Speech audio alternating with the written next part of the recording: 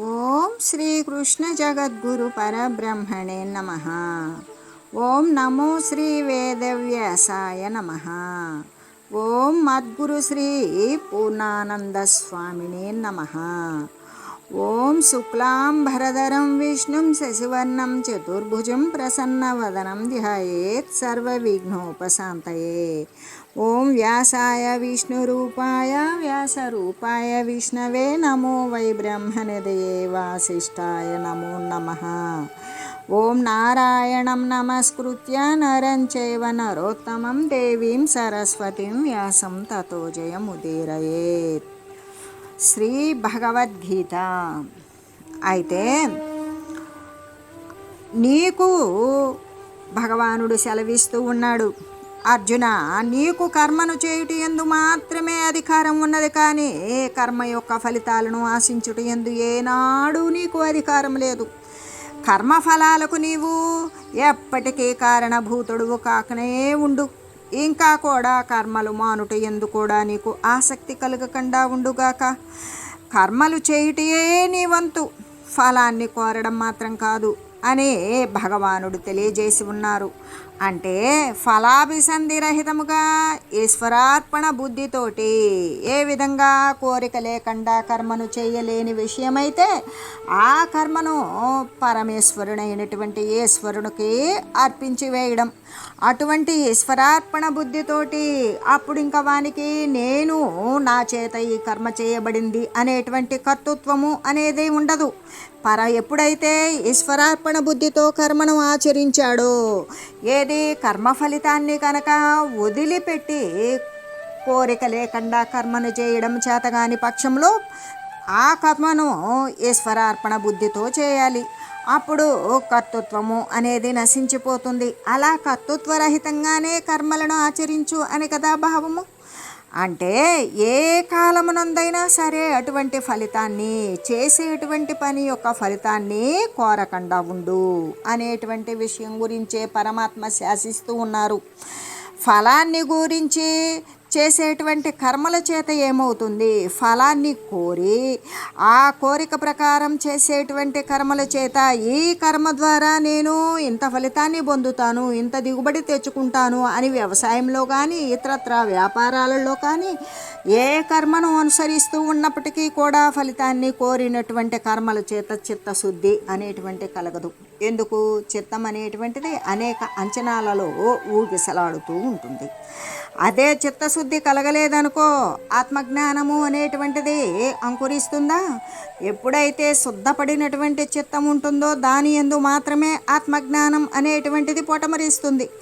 ఆత్మజ్ఞానం అనేటువంటిది లేకపోతే మోక్షము అనేది చేకూరదు. కాబట్టి మోక్ష ప్రాప్తికి నిష్కామ కర్మ అంటే కోరిక లేకుండా చేయబడేటువంటి కర్మ అనేటువంటిది ప్రతి ఒక్కరికి కూడా అన్ని సమయాల యందు అత్యంత అవసరమై ఉన్నది. అంటే కర్మల యొక్క ఫలితాన్ని కోరవద్దు అని కదా చెప్పి ఉన్నారు. మరి కర్మల యొక్క ఫలాన్ని కోరవలదని చెప్పారు కదా అని అసలు కర్మలే మానివేస్తావేమో, అలా ఎన్నటికీ కూడా చేయరాదు అని పరమాత్మ సెలవిచ్చి ఉన్నారు. ఎలాగంటే అది ఏ కర్మ చేయకుండా శరీర ఇంద్రియాలను కదలకుండా ఉంచినప్పుడు అది సోమరితనం క్రిందకే వస్తుంది. అది కేవలం తమో గుణం యొక్క ఫలం. ఏ కర్మ చేయకుండా ఉండడం అనేటువంటిది ఏమాత్రం గొప్పతనం కానే కాదు. నిద్రలో ఎవ్వరూ కూడా ఏ కర్మ చేయరు కదా.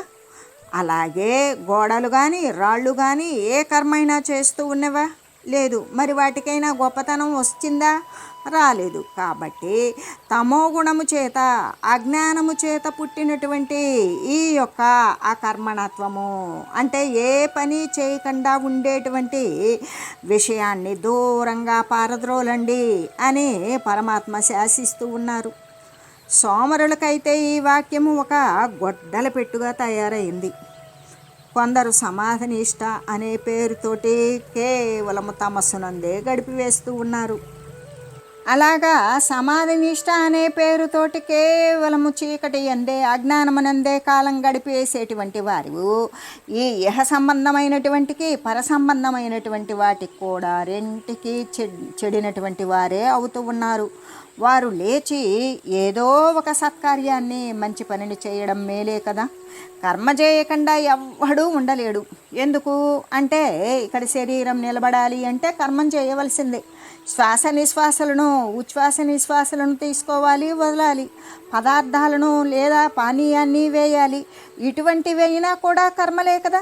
ఆ కర్మ చేయకుండా ఎవ్వడు కూడా ఉండలేడు. కాబట్టి ఏదో ఒక కర్మం చేస్తూనే ఉండాలి. దానిని ఏమంటున్నాడు పరమాత్మ, చేసేటువంటి ప్రతి ఒక్కరూ ఎక్కువ తక్కువలతో కూడినటువంటి కర్మలు చేస్తూనే ఉంటారు. కాబట్టి దానిని కోరిక లేకుండా ఆచరించండి అని భగవానుడు ఆనతి చేస్తూ ఉన్నాడు. అలా చేసినట్లయితే కోరి చేస్తే వాడు అనుకున్న దానికి ఎక్కువో తక్కువో రావచ్చు, అంతేకాని వాడు అనుకున్నంత కూడా రావచ్చు. అలా గనక చేసినట్లయితే కోరిక లేకుండా చేసినటువంటిదైతే అపారమైనటువంటి మేలే చేకూరుతుంది. అంటే ఈ గీత యొక్క ప్రధానమైనటువంటి ఆశయాలలో ఈ అనాసక్తి అనేటువంటి ఆశయం కూడా ఒకటి. దానివల్లనే కదా నేను ఏ పని చేయను, ఈ యుద్ధం చేయను, నేను అందుకు రాలేదు అని చెప్పినటువంటి ఆయన రథంపై చతికలబడి ఉన్నటువంటి అర్జునుడిని కూడా ఏం చేసింది, ఈ బోధ కర్మవీరునిగా తయారు చేసింది. నేను మీరు చెప్పినటువంటి కర్మను అనుసరిస్తాను, ఆచరిస్తాను అని కర్మవీరునిగా తయారు చేసినటువంటి బోధలైతే ఇవే కదా. కాబట్టి కోరిక లేకుండా జరిగేటువంటి కర్మ యొక్క తత్వాన్ని బాగుగా తెలుసుకోవాలి ప్రతి ఒక్కరూ. అలా తెలుసుకున్నటువంటి జనులు వారి వారి జీవితాలను సంస్కరించుకోవలసి ఉంటుంది. కాబట్టి ఆ నిష్కామ కర్మతత్వాన్ని గురించి బాగా తెలియాలి అని చెబుతూ మనుజునకు దేని యందు అధికారం ఉన్నది అని చెప్పారు. అంటే కర్మలను చేయడం యందు మాత్రమే అధికారం ఉన్నది, కానీ ఫలితాన్ని ఆశించటం యందు కానే కాదు. అయితే కర్మ ఫలితాన్ని, ఆ కర్మణత్వాన్ని అంటే ఏ పనిని చేయకుండా ఉండేటువంటి 2 లక్షణాలను కూడా వదిలివేయాలి. అసలు కర్మలను చేస్తూ ఫలితాన్ని వదిలివేయాలి అనేటువంటిదే కదా దీని యొక్క ఫలితాంశం అని చెబుతూ, అంటే కర్మలను చేస్తూ కూడా ఫలాన్ని వదిలిపెట్టాలి అని చెప్పబోయేటువంటి ఈ యొక్క విషయంలో యోగస్థః కురు కర్మాణి సంగం త్యక్త్వా ధనంజయ సిద్ధ్యోహ సమో భూత్వా సమత్వం యోగ ఉచ్యతే. ఓ అర్జున, నీవు యోగనిష్టయందే ఉండు. అలాగా యోగనిష్ట యందు ఉండే సంఘాన్ని త్యజించు. దేని పట్ల అయితే అనురాగము ఆసక్తి కలిగి ఉన్నావో ఆ మానసికమైనటువంటి సంఘాన్ని త్యజించు. కార్యము నీవు చేసేటువంటి నీ చేత చేయబడేటువంటి కార్యము ఫలించినప్పటికీ ఫలించకపోయినప్పటికీ కూడా నీవు సమానముగా ఉన్నవాడవై కర్మలను చేయు. దాని యొక్క ఫలితాలు హెచ్చా తగ్గా అనేటువంటి అంచనాలు మానివేసి, నీవు అంచనాలు వేస్తోంది అంటే దాని పట్ల ఒక ఆసక్తి ఉన్నది. ఆ ఆసక్తి లేకుండా ఉండడమే అంచనాలు మానివేస్తాం. ఫలించినా ఫలించకపోయినప్పటికీ కూడా సమంగా ఉన్నటువంటి వాడవై కర్మలను చేయు. అటువంటి సమత్వమైనటువంటి బుద్ధి మాత్రమే యోగము అని చెప్పబడుతూ ఉన్నది. అంటే యోగ నిష్ట యందు ఉండి కర్మలను చేయు. యోగము అనబడేటువంటి దాని యందు, యోగము అంటే కూడిక, కలయిక. ఏ కలయిక? జ్ఞాన సంబంధమైనటువంటి కర్మలను చేసినప్పుడు ఇంకా నువ్వు ఆ కర్మలనే చేయు, జ్ఞానాన్నే అనుసరించు. జ్ఞానం యొక్క అనుసరణలో నీకు భౌతికమైనటువంటి వస్తుతత్వమైనటువంటి ఫలాలు గురించి నీకు అవసరం లేదు. అందుకే యోగ నిష్ట యందుండు. జ్ఞానముతో కూడినటువంటి నిష్ట యందు ఉన్నామనుకో, అలా ఉన్నప్పుడు నీకు ఫలితాన్ని ఆశించేటువంటి సంఘబుద్ధి అనేది నశిస్తుంది. అలాగా కర్మలను చేయు అని భగవంతుడు ఆజ్ఞాపన చేశారు. అసలు యోగం అంటే ఏంటి అంటే కార్యం యొక్క సిద్ధి అసిద్ధుల యందు కూడా సమబుద్ధి కలిగి ఉండడమే కదా యోగము అని ఇక్కడ చెప్పబడింది. అసలు ఏ విధంగా యోగము, యోగనిష్ట యందుండి యోగము అని చెప్తూ ఉన్నారు కదా. సమత్వ యోగమే అవుతుంది, సమత్వ బుద్ధియే యోగముగా అనబడుతుంది అని చెప్తూ ఉన్నారు కదా. అసలు యోగం అంటే ఏమిటి అంటే కార్యం యొక్క సిద్ధి. కానీ ఏ కార్యమైతే అనుసరించాడో ఆ కార్యం సిద్ధించినప్పటికీ లేదు, సిద్ధించలేదు అది అయినప్పటికీ కూడా, అంటే ఫలితాన్ని ఇచ్చినా ఇవ్వకపోయినా కూడా సమభావము కలిగి ఉండడమే కదా యోగము అని చెప్పబడింది. అయితే అటువంటి నిర్వికార స్థితి అనేది ఎలా చేకూరుతుంది? ఎటువంటి మార్పులకు లోనుగానటువంటి స్థితి ఎలా చేకూరుతుంది? సమత్వ బుద్ధిని కాపాడుకోవడం అనేటువంటిది ఎలాగా? మనస్సును దాటి ఆత్మయందు నిలకడ కలిగినప్పుడు మాత్రమే అటువంటి స్థితి అనేది చేకూరుతుంది. ఎలాగంటే అటువంటి నిర్వికార స్థితి ఎలా చేకూరుతుంది అంటే, ఇక్కడ ఎటువంటి మైండ్ ఉండాలి? ఎక్విలిబ్రియం ఆఫ్ మైండ్. అంటే ఈక్విలిబ్రియం అంటే సమత్వ బుద్ధితో కూడుకొని ఉండాలి. ఈ సమత్వంతో కూడి సమత్వ బుద్ధి సమభావము అంటే ఒక కార్యం సిద్ధించినా సిద్ధించకపోయినా, ఫలితాన్ని ఇచ్చినా ఫలితం ఇవ్వకపోయినా సమత్వ స్థితిలో ఉండేటువంటిదే కదా ఈక్వాలిటీ అనేటువంటిది. ఆ యొక్క ఈక్విలిబ్రియం ఆఫ్ మైండ్ అంటే ఈ సమత్వ బుద్ధిని కాపాడుకోవడం ఎలా? అది అసలుకు ఉంటుందా? అటువంటి నిర్వికార స్థితి ఏ మార్పులకు లోనుగానటువంటి స్థితి ఉంటుందా? ఒకవేళ ఉన్నా కూడా అటువంటి సమత్వ బుద్ధిని ఎప్పుడన్నా ఒకవేళ మనకు చేకూరినప్పటికీ దానిని ఎలా కాపాడుకోవాలి అంటే మనస్సును దాటివేయాలి, ఆత్మయందే నిలకడగలిగి ఉండాలి. అలాగా మనస్సును దాటివేసి, అంటే మానసిక స్థితిని దాటివేసి ఏ చైతన్య శుద్ధ ఆత్మతత్వం అయితే ఉందో దాని యందు నిలుకడ కలిగి ఉన్నప్పుడు మాత్రమే అటువంటి స్థితి అనేది చేకూరుతుంది. అదే కదా యోగ స్థితి అని చెబుతూ, ఇక్కడ యోగము అంటే బ్యాలెన్స్ ఆఫ్ మైండ్, సమస్థితి. మనసు ఆత్మల యొక్క కలయికయే కదా యోగము అనేటువంటిది. అప్పుడు మనస్సును తీసుకెళ్ళి ఆత్మయందు లీనము చేయాలి. ఆ మనస్సు ఆత్మల యొక్క కలయికే యోగము. జీవుడు పరమాత్మ యొక్క సంయోగం ఏదైతే ఉన్నదో అదే యోగము. అటువంటి యోగ స్థితి అందే, అంటే ఏ జీవ పరమాత్మల యొక్క ఏకీకృతమైనటువంటి విషయం ఉంటుందో అటువంటి యోగ స్థితి అందే ఈ నిర్వికార సమస్థితి అనేటువంటిది ఉదయిస్తుంది. నిర్వికారము అంటే ఎటువంటి మార్పులు లేనటువంటి స్థితి అప్పుడు మనకు ఉత్పన్నమవుతుంది. కాబట్టి దానికి కూడా యోగము అనే పేరు ఇక్కడ పెట్టబడింది. ఎలాగంటే ఇక యోగమునందుండి అంటే ఆత్మయందు నిలుకడ కలిగి ఉన్నటువంటి దృశ్యముతోటి సంగము అంటే అటాచ్మెంట్ను వదిలివేయాలి. అటువంటి అటాచ్మెంట్ను వదిలివేసి సంఘాన్ని వదిలివేసి ఫలితం యొక్క ప్రాప్తించినప్పుడు కానీ ప్రాప్తించలేదు అప్పుడు కానీ ఈ ప్రాప్తము అప్రాప్తముల యందు కూడా సమభావము కలిగి కార్యాలను చేయుము అని కదా భగవానుడు ఆనతిస్తూ ఉన్నాడు. దానినే కదా యోగస్థితి అని చెప్పడం.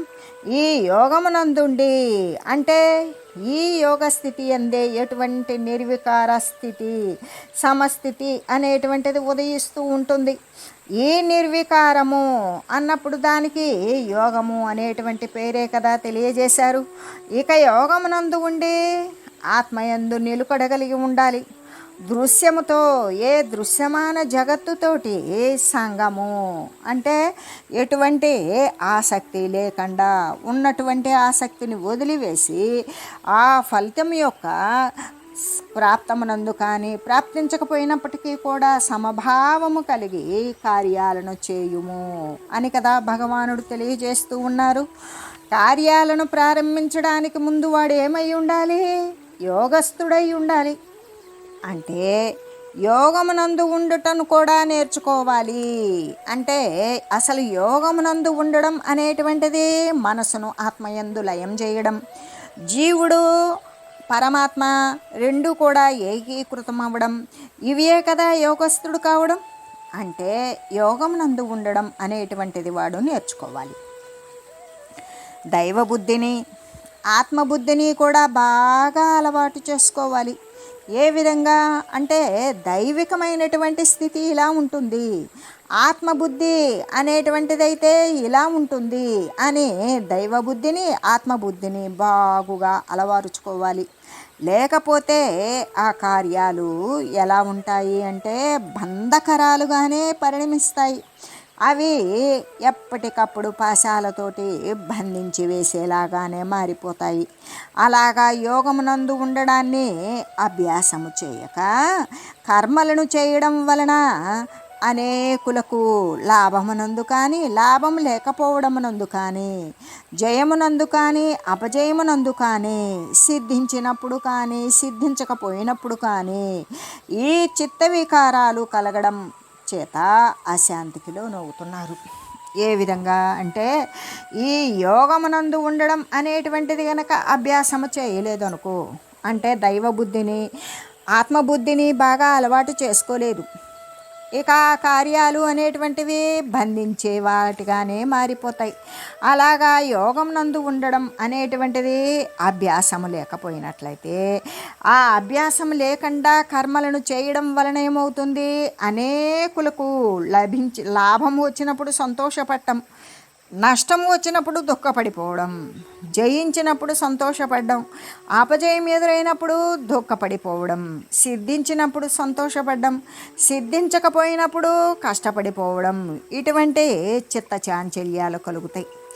ఈ చిత్తానికి అనేక రకాలైన మార్పులు కలగడం చేత వారు మంచిగాను చెడుగాను సంతోషంగాను దుఃఖంగాను అశాంతికి లోనవుతూనే ఉన్నారు. దీనిని బట్టి కర్మ యొక్క ఆచరణకు పూర్వము అంటే కర్మను ఆచరించేదానికి ముందుగానే జ్ఞాన విచారణ ఆత్మచింతన తప్పకుండా ఉండాలి. వాడు జ్ఞానాన్ని గురించి విచారించాలి. తన యొక్క ఆత్మ ఏ విధంగా ఉంటుంది అని తన ఆత్మతత్వాన్ని తెలుసుకున్నప్పుడు జ్ఞాన విచారణ ద్వారా తన ఆత్మతత్వాన్ని మాత్రమే చింతించాలి. ఇలా తప్పకుండా ఉండాలి అని చెబుతూ అప్పుడే కదా కర్మ నిర్దుష్టముగా అంటే ఏ విధంగా ఉంటుంది, నిష్కామముగా నిర్దుష్టముగా ఉంటుంది. ఇంకక్కడ ఎటువంటి దుష్టత్వము లేకుండా మంచిగా ఉంటుంది కర్మ. ఇంకా ఎటువంటి కోరికకు లోబడకుండా ఉంటుంది, నిర్లేపంగా సంభవించునని అంటే దేనికి అంటకుండా ఉండేలాగా ఉత్పన్నమవుతుంది అనే విషయమే కదా మనకు స్పష్టమవుతూ ఉన్నది. ఈ కారణము చేత గీత యందు కర్మయోగానికి ముందు సాంఖ్యయోగము అనేటువంటి జ్ఞానాన్ని చేయబడింది. అంటే ఇక్కడ గీత యందు కర్మయోగానికి ముందు ఏముంది, సాంఖ్యయోగం ఉన్నది. ఆ సాంఖ్యయోగంలో జ్ఞానము అనేటువంటిది ఉపదేశితమైంది. యోగము అంటే ఏమిటి అంటే సమత్వ బుద్ధితో ఉండడమే యోగము అని చెప్పబడినట్లుగానే కర్మలను అసలు ఏ ప్రకారంగా ఆచరిస్తే బాగుంటుంది అంటే యోగనిష్ట యందు ఉండి ఆచరించాలి. సంగమును అంటే ఆసక్తిని అభిమానాన్ని వదిలివేయాలి.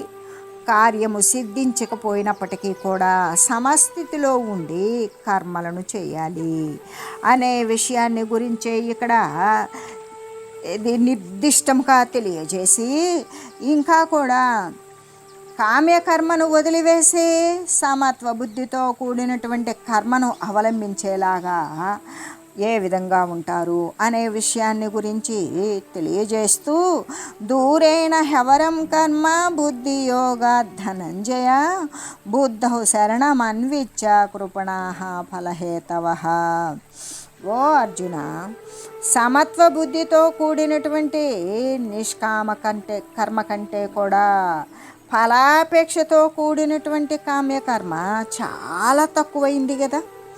కాబట్టి సమత్వ రూపమైనటువంటి అట్టి నిష్కామ కర్మానుష్ఠాన బుద్ధి చేత నీవు ఆశ్రయించి ఉండు. ఫలాన్ని కోరేటువంటి వారు నిజంగా కూడా వారు అల్పమైనటువంటి వారు, దీనమైనటువంటి వారు.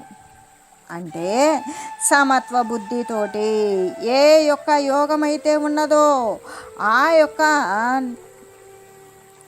సమత్వ బుద్ధియే కదా యోగము అని చెప్పబడింది. ఆ సమత్వ బుద్ధితో కూడినటువంటిదే కదా నిష్కామ కర్మ. అంటే కోరిక లేకుండా చేసేటువంటి కర్మ కంటే కూడా ఫలాపేక్షతో కూడినటువంటి, అంటే ఇంత ఫలితం వస్తుంది, నేను ఈ కర్మ చేస్తున్నాను, ఈ ఫలితం నేను పొందుతాను అనేటువంటి ఆ చేసేటువంటి కర్మ యొక్క ఫలాన్ని అంచనా వేసి చేసినటువంటి ఈ యొక్క కామ్యకర్మ, కోరికతో కూడినటువంటి కర్మ చాలా తక్కువైపోతుంది. దేనికంటే అంటే నిష్కామ కర్మ కంటే కూడా ఫలాపేక్షతో కూడి చేసినటువంటి కోరికతో కూడిన కర్మ చాలా తక్కువే కదా. కాబట్టి ఇక్కడ సమత్వ రూపమైనటువంటి ఇక్కడ యోగము అన్నప్పుడు ఎటువంటిది యోగము అంటే సమత్వ బుద్ధితో ఉన్నటువంటిదే యోగము. ఆ యోగము సమత్వ రూపమైనటువంటి ఈ నిష్కామ కర్మ అనుష్ఠాన బుద్ధిని ఏ కోరిక లేకుండా ఆ కర్మను అనుసరించేటువంటి బుద్ధి ఏదైతే ఉంటుందో, కోరిక లేకుండా కేవలం కర్మను మాత్రమే అనుసరించేటువంటి బుద్ధి ఏదైతే ఉంటుందో దానిని నీవు ఆశ్రయించు. ఫలాన్ని కోరేటువంటి వారు ఎవరు అంటే అల్పులు లేదా దీనులైనటువంటి వారు. ఇక్కడ అర్జునుణ్ణి సంబోధించడానికి ఏమని, బుద్ధియోగ ధనంజయ దూరేణ హెవరం కర్మ బుద్ధియోగ ధనంజయ. అర్జునుని సంబోధించడానికి ఏమని పిలిచారు? పరమాత్మ అంటే ధనంజయ అనేటువంటి పదము ఇక్కడ వరుసగా 2 చోట్ల 2 శ్లోకాల యందు కూడా ప్రయోగించబడింది అనే విషయాన్ని మనం గమనించుకోవాలి కదా. అయితే ఇక్కడ భౌతికమైనటువంటి ధనమే కాదు.